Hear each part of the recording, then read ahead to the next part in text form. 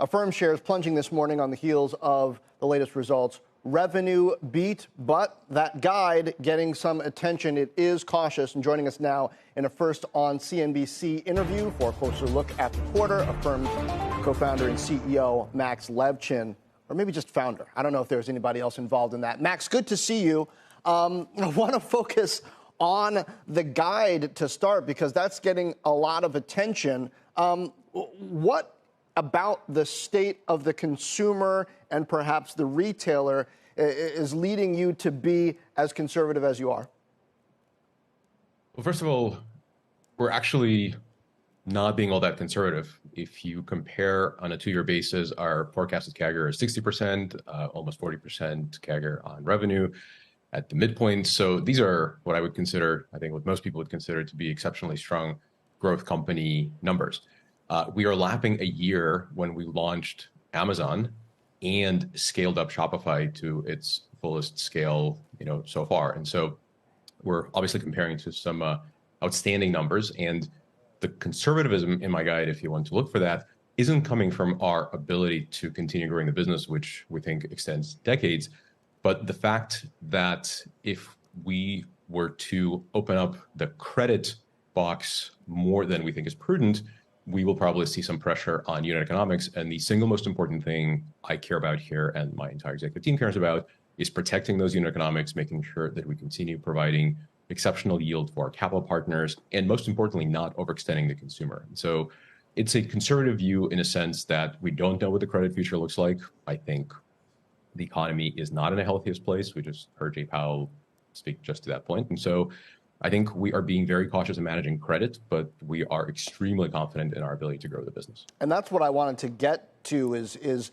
the macro and your expectations of it. I also think it's interesting, given Peloton's really bad quarter and the fact that you used to get a really huge percentage of your business from Peloton. It speaks to the diversification over the last year plus. So tell me, what are the fastest growing categories? And what is your approach to international expansion going to be, even as we have this somewhat murky macro picture?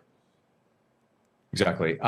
So we see our growth coming from multiple different domains and new merchant expansion. Our fastest growing category is what would be unremarkably called general merchandise. And that, of course, covers the very, very large scale partners of ours like Walmart and Amazon and Target. And so there's just an enormous amount of expansion within their user base, within their product opportunity. So that's been growing extraordinarily well, squarely in the triple digits, and we see wonderful things there. In addition, we are a product-driven company. We're innovating on products very, very aggressively. Debit Plus, my favorite project of the moment. I'm spending an enormous amount of time of my own on it. We're seeing just unbelievably good engagement metrics. Consumers are using it almost 50 times on average more per year than any other Affirm product. So should give you a sense of just how much more engagement we expect. And then the third leg of our expansion plan is international. We're on the record now saying that the next geography is United Kingdom. We saw just exceptionally good growth in Canada. We serve lots of our US partners there. We partner with some folks in Canada exclusively, and just has done really, really well for us. We expect to do the same thing as we head across the pond.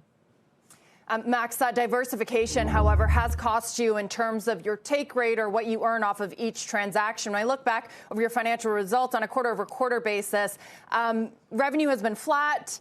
It's also, as a percentage of GMV, has decreased over the last year. So what are you giving up here? And also, when you look at this Amazon Peloton partnership, is that an opportunity for you, or is it a problem? Your take rate is so much higher with Peloton. Now that it goes to Amazon, does that set the precedent going forward? So first of all, the take rate metric is a result, it's an average, and it's a result of a mix. And we've talked about this before, but mix change for us is a really important driver. The fastest piece of our growth right now is coming from what we call split pay. I think folks call it pay in 4, but it's a typically, and for us is no exception, a smaller percentage of GMV that falls down to revenue and ultimately revenue less transaction cost. Our long-term guide for revenue less transaction cost has stayed between 3 and 4%. for a very, very long time now. This quarter we just reported, we kept it at 4.3, which is well north of our long-term guide. So in terms of our actual bottom line metrics, we think we're doing extraordinarily well. As far as Amazon Peloton new announcement goes, a little bit too early to report. Obviously, those are two very large partners of ours. I would expect that we should see incrementally new opportunities from this. It's fantastic that Peloton has found themselves a really great new distribution channel. It so happens that we are already available in it.